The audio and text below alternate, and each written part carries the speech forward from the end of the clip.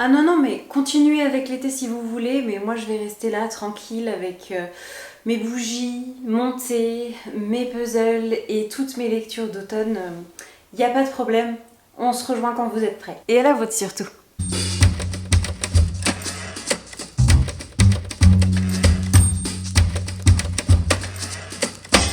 Hello mes petites bières au beurre aromatisées à la transpiration de licorne, j'espère que vous allez bien, je suis enchantée, le mot est faible, de vous retrouver aujourd'hui pour vous présenter ma pile à lire pour le Pumpkin Autumn Challenge édition 2022 qui commençait le 4 septembre, qui s'arrêtera le 4 décembre.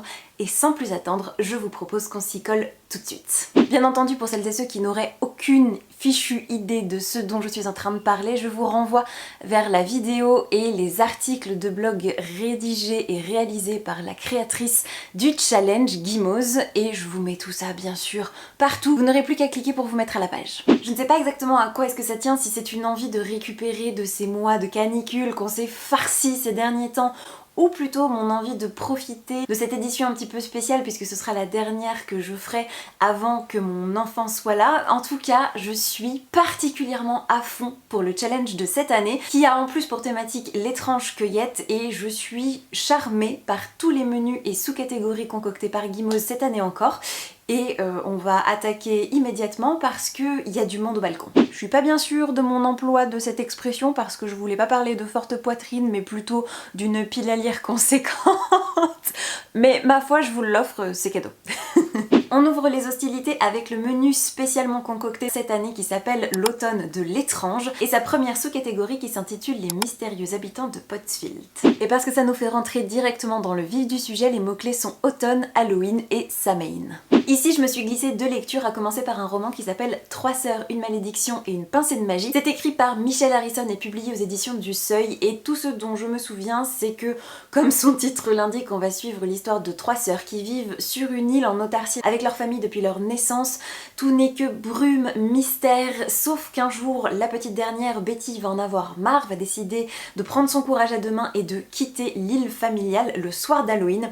Sauf que, bien entendu, les choses ne vont pas tout à fait se dérouler selon le plan, parce qu'il se pourrait qu'une malédiction enchaîne ses proches dans le secteur, qu'elle ne soit pas bien au courant, et de tout cela risque fort de découler quelques soucis. Et comme depuis quelques années, à mes yeux, Halloween est associé très fortement à Sabrina, aux sorcières, au Coven, notamment grâce à la série Netflix, j'ai bien entendu glissé le deuxième tome de la version comics dessinée par Kelly Thompson qui s'appelle Something Wicked. J'avais lu le premier volume l'année passée puisqu'il avait été publié aux éditions Glénat. Je vous recommande très chaleureusement cette série de comics parce que le dessin est hyper moderne, très coloré, j'aime énormément les petites histoires qui sont narrées. On suit bien entendu le quotidien de Sabrina Spellman et de ses amis qui est souvent perturbé par l'arrivée de monstres plus ou moins effrayants et on retrouve Hilda et Zelda, ses tantes, Salem. Bref, tout ce que j'aime et il me tarde, bien entendu qu'il me tarde. Passons maintenant à la deuxième sous-catégorie de ce menu qui s'appelle la cueillette des champignons et pour laquelle les mots-clés sont forêt, récolte, poison et petit peuple. Et pour cette fois, aucun roman au programme, uniquement des lectures graphiques et il y en a 3. On attaque avec un comics jeunesse qui s'appelle Sisters of the Mist qui est écrit par Marlene Spage qui raconte l'histoire de trois sœurs qui ont bien l'intention de profiter de leur été pour aller camper dans une forêt peuplée de créatures, sauf que quand l'une d'entre elles va commencer à agir très bizarrement, les deux autres vont commencer à paniquer et à raison puisque je crois que c'est une histoire de sororité, de possession, le tout dans une forêt pleine de brume. Je ne sais pas ce qu'il vous faut de plus, mais tous les ingrédients sont là pour crier Pumpkin Autumn Challenge. Et on reste dans cette ambiance forêt et petite créature avec un autre comics qui s'appelle Garlic and the Vampire, qui est écrit par Brie Paulson et qui raconte l'histoire de Garlic, une petite gousse d'ail vivante qui est née, qui vit et qui participe à l'entretien du potager de la sorcière à qui elle doit son existence. Et elle vit entourée de ses amis carottes, céleri, pommes de terre et bien d'autres encore qui vivent dans des petites maisons trop adorables en bordure de forêt. L'ambiance est automnale à souhait et le petit monde va commencer à être perturbé quand de la fumée va sortir des cheminées d'un château abandonné à flanc de montagne et il se pourrait qu'un vampire soit arrivé dans le secteur et que la pauvre Garlic, qui est très anxieuse, soit désignée par ses pairs pour aller voir ce qui se passe parce qu'après tout, l'ail et les vampires ne font pas bon ménage. Et j'ai déjà lu ce roman graphique qui hurle automne et bons sentiments. C'était très chouette. Et le dernier titre est un petit peu une tradition dans mon Pumpkin Autumn Challenge personnel puisque chaque année je lis au moins un tome de cette série. Je vous parle bien sûr de Minuscule écrit par Takuto Kashiki publié aux éditions Komiku et cette série de mangas raconte l'histoire de Akumei et Mokochi qui sont deux petites bonnes femmes de quelques centimètres à peine qui vivent dans un arbre en pleine forêt à qui il arrive des petites aventures. Elles font du savon, elles vont chercher de la bouffe, elles se mettent une mine avec des copines au fin fond des bois. Bref, c'est beaucoup de petits peuples, des animaux, de la nature, de magnifiques planches, de beaux messages et des moments contemplatifs comme je les aime, de la tranche de vie automnale parfaite en toutes circonstances. Quand vous avez passé une mauvaise journée, que vous avez les pieds pleins de flotte, que je sais pas, vous êtes pris la tête, lisez Minuscule, tout ira mieux et je suis très contente d'enfin pouvoir lire le tome 9. La troisième sous-catégorie de ce menu thématique s'appelle In the Dark, I Hear a Call et alors là, accrochez-vous à vos chaussettes parce qu'on a une flopée de mots-clés à commencer par de la dark fantasy, de l'ambivalence, une quête, des jeux de pouvoir, de l'obscurité, de la lumière. On peut aussi évoquer la destinée, la loyauté ou les mauvaises influences. Avec tous ces mots-clés, on pouvait mettre facilement les 3/4 de ma bibliothèque, mais je me suis astreinte à un petit peu de rigueur et j'ai sélectionné 2 titres, un roman et un roman graphique. Et on va commencer par le graphique, tiens, parce que pourquoi pas. J'ai décidé de lire le 2e tome de Lightfall écrit et dessiné par Tim Probert et publié aux éditions Gallimard Jeunesse. J'avais adoré le 1er tome l'année dernière, je crois que je vous en avais parlé en vidéo. J'essaierai de vous retrouver ça bien sûr et de vous mettre les liens quelque part. On va y suivre Béa, une petite fille qui vit avec son grand-père qui est un cochon sorcier, qui du jour au lendemain va disparaître, sauf que la jeune fille est très inquiète parce que ce papy en question perd un petit peu la boule, il a une mémoire très défaillante et elle va se lancer à sa recherche. Malgré son anxiété qui ne va pas lui faciliter la tâche et elle va avoir un sidekick absolument extraordinaire qui va être un peu coach de vie et il va leur arriver 1001 aventures, le tout servi par des planches d'une beauté époustouflante avec un florilège de couleurs et de textures et de tonalités qui hurlent les bons, l'automne, la forêt et ça remplira parfaitement cette notion de fantaisie, de quête, de destinée. Et je pense que ça se sent, je suis impatiente. Et avec la 2e lecture prévue pour cette sous-catégorie, on change radicalement et définitivement d'ambiance avec Gideon, la 9e, écrite par Tamzin Muir et publiée aux éditions Actes Sud. Et sincèrement, je ne me souviens plus exactement de quoi ça parle. Tout ce que je sais, c'est que c'est une histoire de nécromancienne avec un humour décapant, le tout sur fond de cadavres, de morts, de quêtes, je pense qu'on peut appeler ça de la dark fantasy et si jamais vous voulez un tant soit peu plus d'informations, je vais vous lire le 1er paragraphe du résumé histoire de vous donner un petit peu un avant-goût de l'ambiance. Élevé par une flopée malveillante de nonnes sclérosées, de serviteurs antédiluviens et de squelettes, Gideon est fin prête à laisser derrière elle une vie de servitude et la perspective d'un au-delà sous forme de cadavres réanimés. Elle embarque donc son épée, ses bottes et ses revues porno et prépare son évasion. Mais son ennemi d'enfance ne lui rendra pas sa liberté avant un tout dernier service. Franchement, si ça c'est pas intriguant, je sais pas ce qu'il vous faut. 4e et dernière sous-catégorie de ce menu, et pas des moindres s'il vous plaît, parce qu'en termes de titre à rallonge, il se pose là, puisqu'il s'intitule sobrement Soit vent, rêve, cendre et néant, soit nuit, noire âme et souhait, qui est une citation tirée de L'étrange vie de Nobody Owens, écrit par Neil Gaiman, et qui nous suggère quelques petits mots-clés, ma foi, fort sympathiques, à base de contes gothiques, macabres, sorcières, sauvetage et disparition. Et une fois n'est pas coutume, j'ai opté pour 2 lectures, 2 titres, et je me suis principalement focalisée sur l'aspect conte de cette sous-catégorie. Je me pourlèche d'avance les babines à l'idée d'enfin découvrir le deuxième tome de Page et compagnie, le roman écrit par Anna James. Et ce deuxième opus s'intitule sobrement Tilly et les contes perdus. Donc quoi de plus adapté pour cette sous-catégorie? Si jamais vous n'avez jamais lu Page et compagnie, le premier tome uniquement est disponible en français et les 3 autres en anglais. Et c'est une lecture jeunesse que j'ai faite il n'y a pas si longtemps. Je vous remettrai le vlog dans lequel j'en parle en détail puisque j'ai adoré cette lecture. C'est l'histoire de Tilly, une petite fille qui est élevée par ses grands-parents qui sont libraires parce que son père est mort quand elle était petite et sa mère a disparu il y a des années de ça sans laisser la moindre trace, sans même annoncer son départ. Et un beau jour, elle va commencer à se rendre compte qu'elle peut apercevoir les personnages de ses romans préférés en train de se balader dans les rayonnages de la librairie dans laquelle elle habite, et possiblement qu'elle a même la capacité de plonger, peut-être la première, dans certains romans. Et ça va être le début d'une folle aventure, d'une découverte de toute une société qui lui était jusqu'alors inconnue. C'était très bien mené, il y avait plein de références, j'avais adoré le premier tome et je vais me lancer dans la suite avec grand plaisir. Et mon deuxième choix offre une ambiance un petit peu différente, mais je sens que ça va être très très drôle puisque j'ai bien l'intention de lire Et à la fin il meurt de Lou Luby, qui nous propose donc de nous offrir la sale vérité sur les contes de fées. Et c'est une vulgarisation humoristique sous forme de roman graphique autour des contes de fées, de la tradition orale, des messages véhiculés, des images sordides qui sont transmises à travers ces histoires qui sont pourtant destinées à la base aux enfants. Et vous n'êtes pas sans savoir que j'adore le travail de cette autrice, donc je suis très impatiente de voir ce qu'elle a sous le coude pour cette thématique. Bon, et maintenant on ne rigole plus parce qu'on passe à l'un de mes menus préférés du challenge, qui n'est autre que Automne douceur de vivre. C'est parti. Bon, je vous dis que c'est mon menu préféré et dès la première sous-catégorie, je triche. Est-ce que c'est grave? Je ne pense pas. Cette fameuse sous-catégorie s'intitule Deux citrouilles valent mieux qu'une et le principe c'est de lire un tome, 2 tomes, bref, de commencer, de terminer, de lire dans son intégralité une duologie. Et comme j'avais pas envie de me prendre la tête pour vérifier si chaque titre que j'avais pouvait potentiellement coller dans une duologie, j'ai décidé de finir plutôt une trilogie. Parce que pourquoi pas? C'est donc sans rougir et sans l'ombre d'un remords que je vous présente le 3e tome des Mystères de Larry Spen qui s'intitule L'élixir ultime. C'est toujours écrit par Lucie Piara-Piageot et publié aux éditions Gallimard Jeunesse.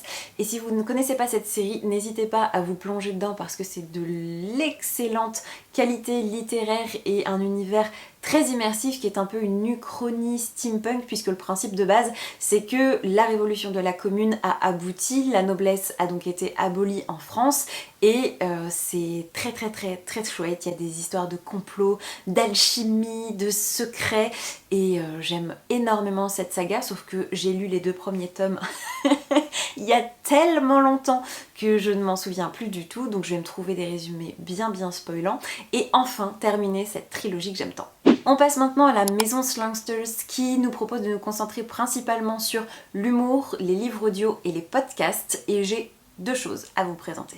On commence avec le livre audio puisque j'ai bien l'intention de continuer à découvrir Les 4 filles du Dr March écrit par Louisa May Alcott qui est disponible en version audio sur l'appli Nextory que j'ai déjà attaqué et je peux vous dire que je suis déjà profondément plongée et investie dans cette histoire pour ces élans de, vous savez, de lecture vintage qui n'est pas sans rappeler cette ambiance à la Anne de Green Gables parce que on est dans le douillet, dans le réconfortant, dans, je sais pas, l'essence même de la narration et de la simplicité et des moments doux et de la famille et concentré sur les personnages et le quotidien et c'est excellent. Histoire de s'imprégner au maximum de cette ambiance Halloween, soirée à rallonge et nuit sans fin, j'ai l'intention d'écouter Les Nouilles Rampantes qui est un podcast tiré de La Nuit Originale, une émission organisée par Boulet et animée, présentée par tout un tas de personnalités du web mais pas que. Et pendant ce segment, ils se racontent des histoires d'horreur au coin du feu, donc on a des creepypastas, on a des contes macabres, bref... tout ce qu'il faut pour, je sais pas, se mettre dans cette ambiance si particulière de l'année. Et j'ai hâte. Et parce que d'après la 3e sous-catégorie, il n'y a jamais trop d'épices dans ma pumpkin pie, attaquons les lectures qui hument bon la nourriture, la transmission, la famille, l'enfance et les plaisirs non coupables. Bon et là j'ai pas trop d'explications, je comprends pas moi-même ce qui s'est passé mais j'ai 4 lectures à vous présenter et on commence avec un tout tout petit jeunesse, mais qui a l'air si délicieux et qui s'appelle Aux douceurs enchantées. C'est un premier tome qui s'appelle Les sablés de métamorphose. C'est écrit par Aurélie Gerlache et illustré par Maude Bégon. C'est publié aux éditions Gallimard Jeunesse. Et en gros, on va y suivre les aventures de Candy, une petite fille qui va découvrir grâce à sa grand-mère qu'elle est une pâtissienne, c'est-à-dire à la fois une pâtissière et une gardienne qui doit protéger le monde de toutes les menaces grâce à des gâteaux et des pâtisseries magiques. Et c'est juste une histoire de famille, de nourriture, de transmission, le tout sur fond de magie, et je me dis que c'est juste absolument la lecture parfaite pour cette sous-catégorie. Et parce qu'on ne lit jamais trop de récits intergénérationnels sur fond d'histoires magiques, je me suis également calée la lecture de La maison qui parcourait le monde de Sophie Anderson, publiée aux éditions de l'École des loisirs, puisque dans ce roman on va suivre Marinka, une jeune fille âgée de 12 ans qui vit toute seule avec Baba Yaga, sa grand-mère, dans une maison aux pattes de poulet, qui décide du jour au lendemain de parcourir 100 km voire 10 000 km pour se poser dans de nouveaux paysages au gré de ses humeurs. Et la particularité de cet étrange duo ne s'arrête pas là, puisque outre la maison qui n'en fait qu'à sa tête et qui est quand même montée sur des pattes de poulet, eh bien Baba Yaga est une femme qui a pour mission d'accueillir les âmes et de les aider à traverser dans l'au-delà au moyen de soirées durant lesquelles elle écoute leurs histoires, durant lesquelles elle leur offre à boire, à manger. Et je crois que Marinka, qui est censée reprendre petit à petit le flambeau de sa grand-mère, n'est pas du tout partante pour cette vie. Tout ce qu'elle veut, elle sait se mêler aux normaux, avoir une vie classique, traditionnelle, jouer avec d'autres enfants, aller à l'école et ne pas avoir à apprendre la langue des morts et à converser avec des âmes. Bref, ça ne l'intéresse pas, tout ce qu'elle veut c'est du concret. Et je pense que ça va être une très charmante histoire. Et décidément, toujours autour de cette même veine, j'ai également la ferme intention de lire le tome 3 de Magic Charlie écrit par Audrey Alouette. Je pense même pas pouvoir vous mettre de visuel de ce dernier volume parce qu'il n'a toujours pas été dévoilé dans la mesure où ce roman sort début novembre. Mais en gros, si vous ne connaissez pas Magic Charlie et mon amour inconditionnel pour cette série, déjà je vais commencer par vous remettre en barre d'infos et là-haut des liens vers les vidéos update lecture dans lesquelles j'en parle, mais surtout je ne peux que vous inviter à découvrir cette histoire qui raconte le quotidien de Charlie, un jeune garçon qui va découvrir qu'il appartient à un ordre de magiciens grâce à sa grand-mère qui du jour au lendemain va disparaître et réapparaître bien plus tard mais sans aucun souvenir. Et ça va être le début d'un engrenage, ça va être sa découverte de ce monde parallèle qui lui était totalement masqué jusqu'alors. Et le premier tome insistait un petit peu, je trouve, sur cette dimension de transmission, puisque Charlie avait toujours été exclu de cet univers et qu'il va lui falloir en apprendre les codes grâce à un mentor pour pouvoir espérer sauver cette grand-mère qu'il aime tant. Et c'est un univers si riche, si foisonnant, si inventif, si réjouissant, le tout avec une plume qui est savoureuse, qui est espiègle et tendre et lumineuse, et bref...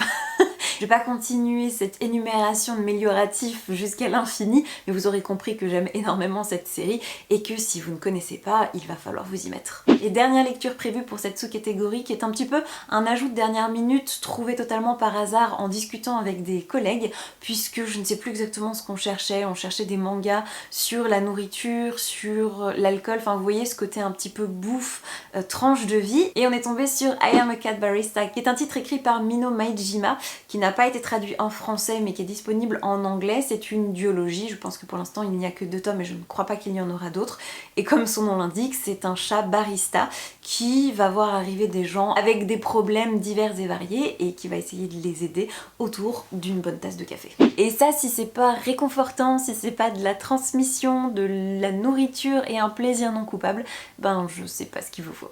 Et on arrive gentiment à la dernière catégorie de ce menu automne douceur de vivre qui s'appelle Chante-moi une chanson Sasnar, qui est bien entendu une référence à Outlander, et donc c'est la raison pour laquelle les mots-clés sont mythes et légendes, voyage dans le temps et dépaysement. Et là aussi pour ces 2 titres je vais devoir m'appuyer sur des visuels parce que je ne les ai pas encore reçus en version papier, mais il y a un roman et un manga et on attaque tout de suite avec le roman qui s'appelle Itza et qui est écrit par Rio Stellaluz. Et vous me pardonnerez à la fois cet air de ravie de la crèche inscrit sur mon visage et cet accent, mais j'ai fait allemand LV2. Donc l'espagnol, je maîtrise pas. Pour en revenir à Itza, il s'agit d'un roman en anglais assez court qui m'a été vendu comme une histoire de famille sur fond de sorcières des eaux, le tout avec une poésie et une plume évocatrice, avec une forte concentration sur des descriptions de la nature, des sensations. Et pour avoir effectivement feuilleté quelques pages sur internet, j'ai été totalement charmée. Je sais pas, j'ai l'impression de lire une chanson, de la poésie, ça a l'air absolument magnifique. Et la première scène s'ouvre sur la grand-mère de cette famille de sorcières de l'eau qui est morte et qui repose sur son lit en plein milieu de la forêt. Et rien que ça, je vous jure que cette scène, la façon dont elle est racontée, ça m'a vraiment bluffée et je me suis dit que ça rentrerait parfaitement dans cette catégorie pour le côté dépaysement, mais aussi mythe et légende, puisque les sorcières de l'eau, ça fait partie du folklore et j'ai très hâte de lire celui-ci. Et on passe au manga que j'ai glissé dans cette sous-catégorie, puisqu'il me promet également un fort dépaysement et de voyager à l'autre bout du monde, dans la mesure où j'ai la ferme intention d'enfin lire le tome 9 d'Isabella Bird, qui est un manga écrit par Taigo Sasa et publié aux éditions Kion. Pareil, Isabella Bird, c'est une série que je pense avoir eu l'occasion d'évoquer sur la chaîne à plusieurs reprises, mais si jamais vous êtes curieuse, sachez qu'une vidéo sur mes mangas préférés arrive. Vraiment, après toutes ces années de teasing, elle est en train d'être préparée, j'ai quasiment tout écrit, il n'y aura plus qu'à filmer. Et Isabella Bird fait clairement partie de mes indispensables, puisqu'on va se concentrer sur la vie de cette exploratrice anglaise qui a réellement existé et qui a été explorer le Japon du 18e 17e 18e siècle je crois, ou début du 19e, je ne sais plus, mais par là autour, toute seule alors qu'elle avait des problèmes de dos, qu'elle venait d'une riche famille qui n'approuvait pas du tout son voyage. Et je suis totalement fan parce qu'on apprend énormément de choses sur la culture de l'époque, sur la géographie, sur le folklore, sur les traditions locales, et c'est fait avec beaucoup d'amour, beaucoup de pudeur, avec de l'humour aussi, beaucoup d'humanité. J'aime énormément Isabella, j'aime énormément son guide, et tous les personnages qui gravitent autour d'eux ont des histoires et un passé à partager, et c'est vraiment un excellent manga. Et sur ces bonnes paroles, on passe enfin au troisième menu qui est un indéboulonnable du challenge qui s'appelle l'automne frissonnant, et sa première sous-catégorie s'intitule sobrement Ghost Hunt, donc la chasse aux fantômes. En termes de mots-clés, on est sur de l'exorcisme, chasseur de fantômes, enquête ou possession, et autant vous dire que les titres que j'y ai mis me donnent furieusement envie. Et bien sûr vous me connaissez, quand je dis les titres, c'est qu'il y en a plusieurs et pas moins que 3, dont 2 en anglais. Et on va commencer avec celui que j'ai déjà lu puisque c'était ma première lecture du challenge, et il s'agit de Screech Scratch, écrit par Lindsay Curry. C'est un jeunesse horrifique qui raconte l'histoire de Claire, une petite fille de 12 ans qui a des parents pas communs. Sa maman ça va, elle est pâtissière, elle a son propre business, mais son père c'est un petit peu plus compliqué parce qu'il est passionné par les histoires de fantômes, par les faits divers sordides et angoissants qui ont pu frapper la ville de Chicago, là où ils habitent, et il a écrit un livre qui se vend extrêmement bien sur le sujet, et pour ne rien gâcher, il a profité de ce succès pour lancer sa propre compagnie touristique de circuits en bus autour de la ville pour pouvoir montrer à toutes les curieuses et curieux et passionnés de surnaturel les emplacements emblématiques de toutes les catastrophes qui ont pu frapper l'histoire de Chicago. Et un jour, Claire, qui n'est pas du tout à l'aise avec l'activité de son père, va être obligée de l'accompagner dans une tournée parce que son assistant habituel est malade et qu'ils ne peuvent pas se permettre d'annuler à la dernière minute. Et pendant cette sortie, il se pourrait qu'un esprit s'attache à la jeune fille et lui mène un petit peu la vie dure. Et c'était beaucoup trop bien. On n'est pas là pour faire un update lecture, donc je ne m'appesantis pas sur le sujet, mais sachez que le prochain vlog qui sort sur la chaîne, j'en parle, et autant vous dire que c'était une excellente façon de commencer le challenge. Deuxième titre attaché à cette sous-catégorie, il s'agit de Ce qui nous hante de Sacha Bazet, publié aux éditions Naos. Et là c'est un peu une relique de ma pile à lire, c'est-à-dire que c'est un peu son année ou rien, puisque je l'avais acheté en prévision du Pumpkin Autumn Challenge de l'année passée, je ne l'ai pas lu, et là j'ai vraiment envie que ce soit le moment, sinon je pense qu'il va finir par quitter ma bibliothèque à un moment ou à un autre. Mais pourtant cette histoire a l'air vraiment cool, puisqu'on va suivre une troupe d'artistes contemporains qui veulent monter un opéra et qui décident d'aller s'isoler dans le château de Loubet pour réfléchir, pour créer en toute tranquillité, sauf qu'il se pourrait qu'ils ne soient pas seuls dans ce château et qu'un journal intime serve d'intermédiaire entre eux et le monde des esprits. Je ne sais pas exactement de quoi il en retourne, mais l'ambiance crie Halloween, l'ambiance crie automne, l'ambiance crie frisson.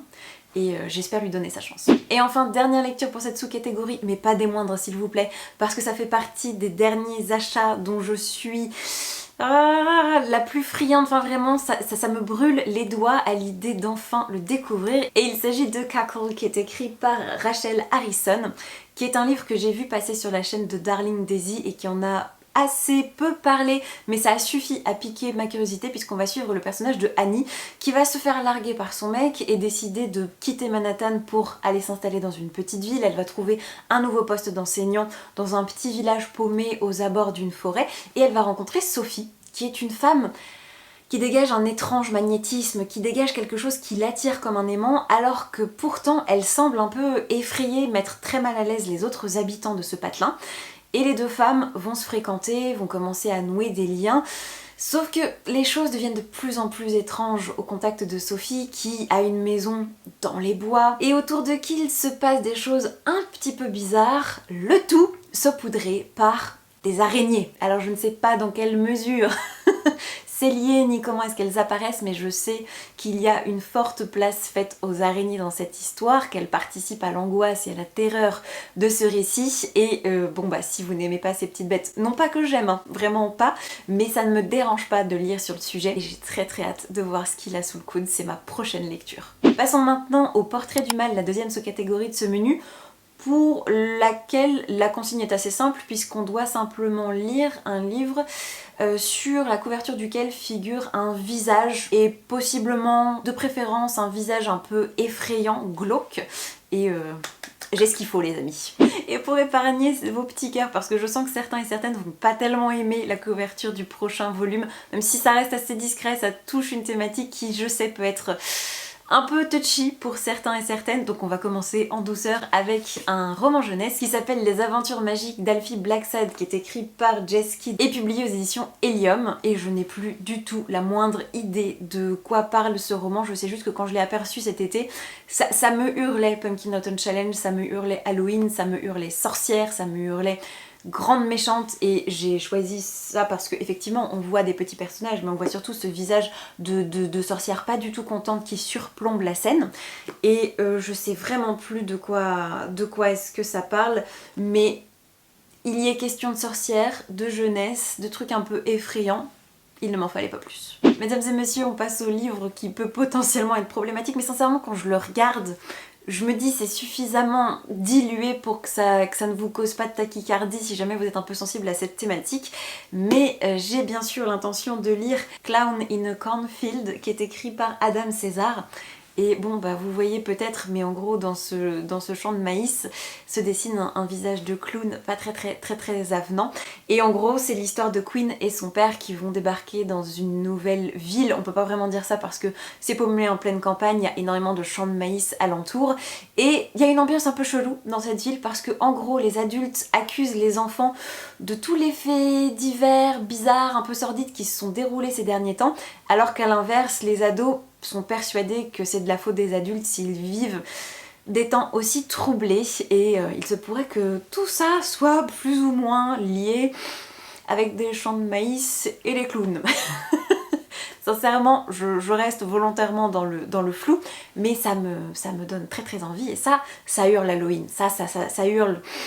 le bon petit frisson, c'est du young adult et je suis très curieuse. Et dernier titre prévu au programme pour ce Portrait du mal, j'ai bien entendu l'intention de lire le 3e tome de La Danse du Soleil et de la Lune, qui est un manga écrit par Daruma Matsuura et publié aux éditions Kiyun. Et ah là là, moi j'adore Daruma Matsuura. Si vous êtes là depuis le début sur ma chaîne, vous savez à quel point je vous ai gonflé avec sa première série Kasane, publié également chez Kiyun.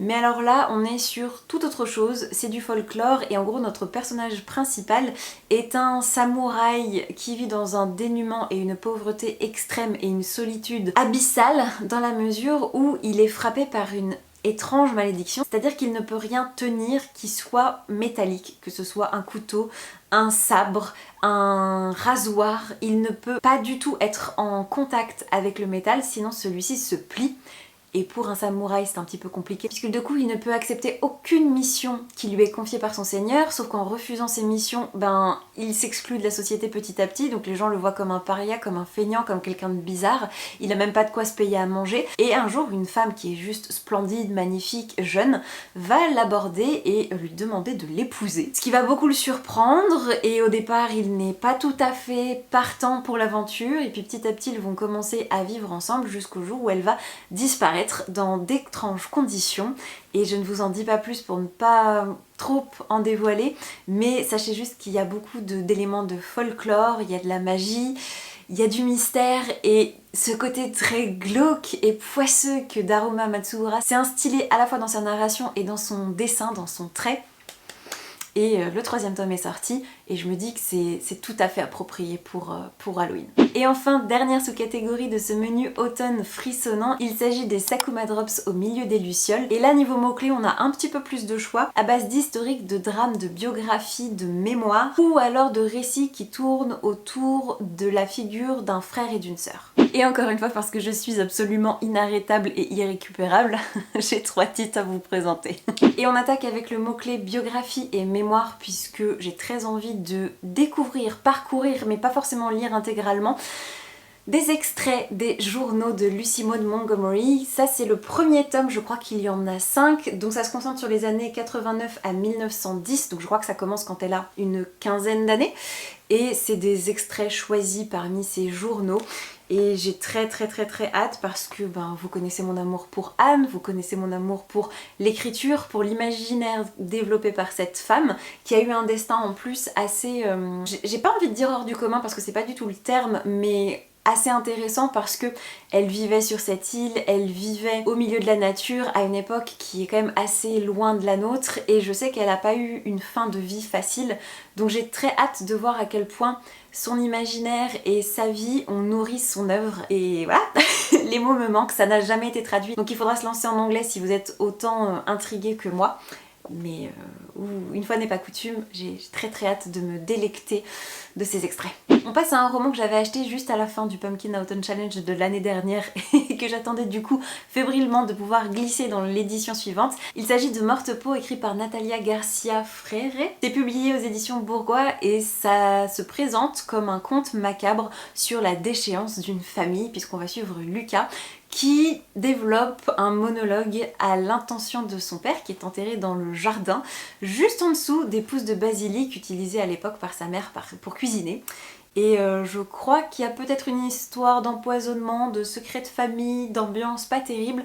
Bref, quelque chose à semer la discorde dans cette famille autrefois très unie. Ça a l'air glauque, ça a l'air sombre. Dans l'ambiance famille et frisson, je pense que ça se pose là. Et on va se remettre de nos émotions avec un titre un peu plus doux qui n'est autre que Hooky, qui est donc la version papier d'un webcomic qui a été publié en anglais. C'est le premier tome, le 2e tome sort cet automne et on va suivre un frère et une sœur qui vont rater le bus pour aller à l'école de magie. Et je crois que c'est juste le début d'aventures rocambolesques pour cet improbable duo de magiciens.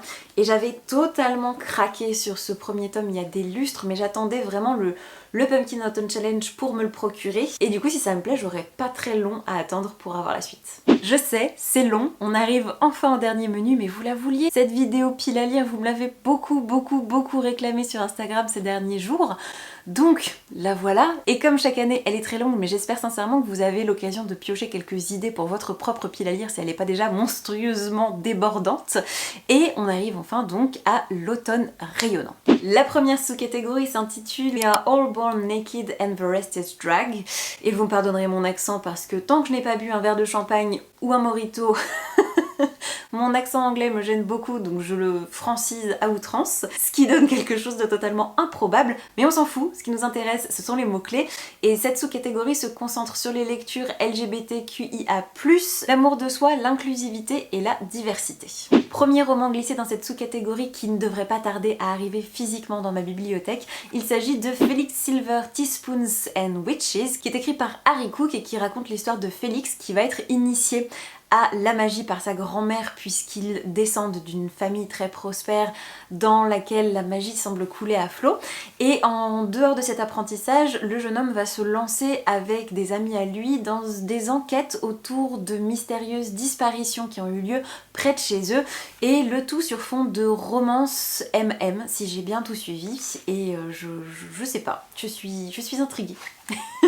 Je sais pas quoi vous dire de plus. Et pour le deuxième titre, va falloir me suivre un petit peu sur le raisonnement parce que je voulais absolument inclure ce classique dans cette pile à lire, et je me suis dit que si je jouais sur le thème d'inclusivité, ça pouvait fonctionner puisque je veux lire Frankenstein de Mary Shelley qui est publié ici aux éditions Brajlon. Et c'est pas si aberrant que ça si vous réfléchissez, parce que en gros la créature créée par Victor Frankenstein va être rejetée par son créateur et va être jetée dans le monde où elle va vivre dans la solitude parce qu'elle ne correspond pas aux normes, parce qu'elle montre ce côté monstrueux, c'est-à-dire hors des normes de la société. Et je me dis que ça questionne en fait le fait de vivre ensemble et ce qu'on considère comme normal, comme socialement acceptable.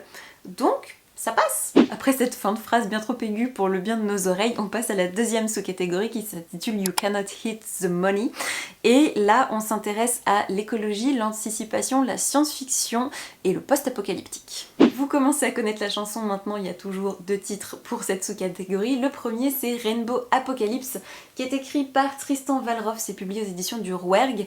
Et je crois que c'est une histoire de fin du monde sur fond de fées, licornes, chimères et en gros tout notre monde part en cacahuète totale. Le tout induit par les fées, et on va suivre une jeune femme qui va devoir se dépatouiller dans cet univers complètement what the fuck avec une bibliothèque itinérante. Et je sais pas, je me suis dit que ce joyeux marasme pouvait être carrément divertissant.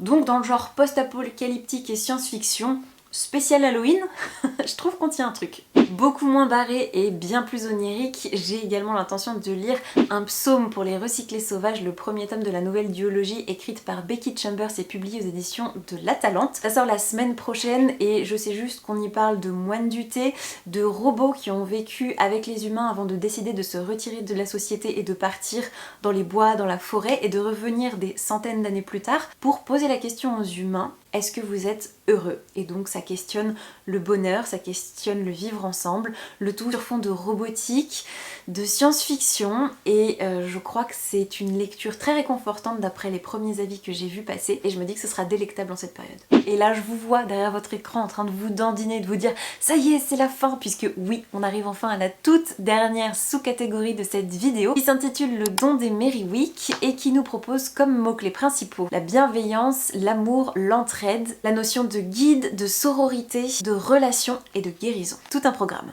Là encore, j'ai craqué mon slip, mais je vous jure que j'ai presque l'impression que tout ce que je vous montre est réalisable. On commence avec le premier qui me tombe sous la main, il s'agit de In the Company of Witches, qui est écrit par Aurélie Wallace. C'est un cozy mystery sur fond de sorcières dans une auberge. Sincèrement, je n'ai pas plus d'informations que ça, mais c'est un livre sur lequel je suis tombée. Alors même si effectivement la couverture est d'une kitschitude infinie, j'ai de forts espoirs, je nourris de très hautes attentes au sujet de ce roman, et j'ai hâte de vous en dire plus à l'occasion d'un vlog durant cette période automnale. Histoire de pouvoir cocher en mon âme et conscience les mots-clés de bienveillance et d'amour, j'ai l'intention de lire The Dead Romantics de Ashley Poston, qui est une comédie romantique surnaturelle qui met en scène Florence, qui travaille en tant que ghostwriter pour une autrice de romance internationalement reconnue. Elle a signé pour un contrat de 4 tomes. Les 3 premiers se sont vendus comme des petits pains et ont été applaudis par la critique, par la presse, par le public. Bref, tout allait bien, sauf que suite à une rupture très douloureuse 1 an auparavant, Florence est devant l'impasse. Elle n'arrive pas à écrire la fin de ce 4e volume puisqu'on attend d'elle une fin heureuse et qu'elle est incapable de penser à un happy end. Elle a juste envie d'écrire un drame, un truc qui change radicalement, sauf que quand elle va voir son nouvel éditeur pour en discuter, négocier un nouveau délai et voir si elle ne peut pas changer de ligne de conduite, Elle se retrouve confrontée à un mur, alors certes un mur très très séduisant puisqu'apparemment il ne la laisse pas indifférente, sauf que le rendez-vous ne va pas porter les fruits escomptés par la jeune femme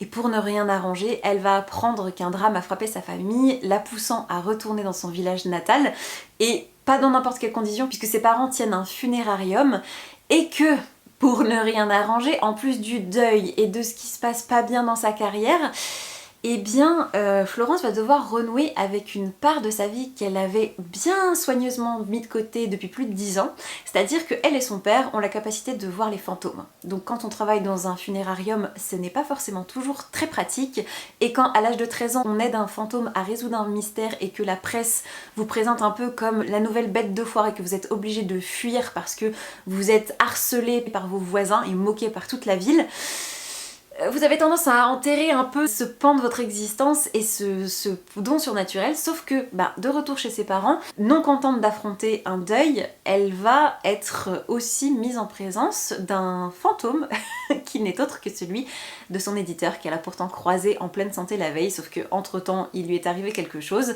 et il est là sur le pas de la porte, ne comprenant pas ce qui est arrivé. Et peut-être que sa présence pourrait aider la jeune femme à sortir de son blocage ou en tout cas à s'ouvrir vers autre chose.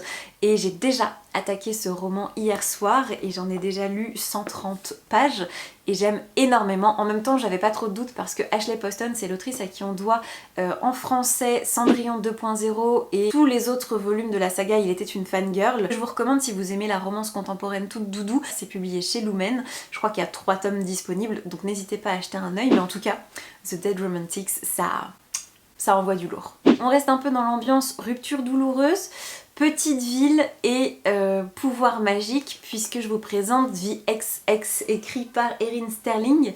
C'est un roman qui avait énormément fait parler de lui dans la communauté anglophone sur TikTok, notamment il y a 1 an. Et dans ce roman, on suit l'histoire de Vivienne, qui est une sorcière, qui ne va pas du tout bien prendre sa rupture. Elle va se mettre une mine monumentale et surtout jeter une malédiction à la tête de son ex.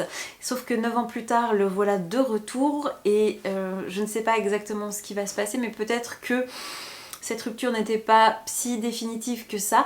Et en tout cas, on m'a vendu ce bouquin comme étant la digne rencontre entre Gilmore Girls et Ma sorcière bien-aimée. Donc je sais pas trop ce que peut donner le mélange des deux, mais j'attends un roman très cosy puisque ça se passe dans une petite ville qui semble être aussi cosy que Stars Hollow dans Gilmore Girls. Et le tout saupoudré de magie, je me dis que ça peut être quand même très cool. Et enfin, vous l'attendiez, la dernière lecture prévue pour ce challenge joue sur le côté entraide puisque les personnages sont dans un camp scout. Les scouts sont là pour aider leurs prochains, donc ça fonctionne. J'en profiterai donc pour lire le premier tome de Lumberjane qui a été publié aux éditions Kinaï, c'est le premier tome. Le deuxième est arrivé, je ne sais plus, mais enfin en tout cas la couverture hurle encore plus hanté, frayeur et Halloween, donc j'ai très hâte. Je vous fais pas de résumé parce que je me suis juste basée sur sa réputation dans la langue de Shakespeare. Et on en parlera une fois que ce sera lu. Et voilà, ça y est, vous avez enfin une vision globale du programme qui m'attend pendant ces 3 prochains mois du Pumpkin Autumn Challenge. J'espère sincèrement que vous aurez autant pris de plaisir à regarder cette vidéo que j'en ai eu à réfléchir au menu, à toutes les lectures que j'allais y incorporer et même au tournage parce que vraiment je me suis régalée de vous présenter tous ces livres qui me font terriblement envie, qui déclenchent des bouffées d'enthousiasme délirant quand je les vois. J'ai très hâte de pouvoir documenter mon évolution dans le challenge au travers des vlogs d'automne qui arrivent là prochainement sur la chaîne. Donc n'hésitez pas à vous abonner si ce n'est pas déjà fait pour ne pas louper tout ça. J'ai également plein d'idées de contenu pour cet automne avec des recommandations lecture pour la saison, mais j'aimerais aussi vous proposer ma liste de films et de séries et de podcasts et de jeux vidéo que je compte dévorer également dans le cadre du challenge et de cet automne. Donc si ça vous intéresse, n'hésitez pas à rester dans le coin parce que ça devrait arriver. Et je m'engage presque solennellement à enfin vous faire ma vidéo de recommandation de mes jeux Switch préférés spécialement dédiés à l'automne. Je vous assure qu'il y a de quoi réjouir tout le monde. Et en attendant que tout ça arrive sur la chaîne, n'hésitez pas à me dire si vous participez au challenge, n'hésitez pas à me laisser vos propres piles à lire si vous les avez faites quelque part, que ce soit sur Insta, sur Livre Addict, sur différents réseaux sociaux, sur YouTube, n'hésitez pas à me dire tout ça ou juste à me laisser quelques titres et à me dire pourquoi pas quelles ont été vos premières lectures pour le challenge. Bref, je vous attends en commentaire et en attendant de vous lire, je vous souhaite comme d'habitude de merveilleuses rencontres de papier et je vous dis à très vite pour la prochaine vidéo. Ciao ciao!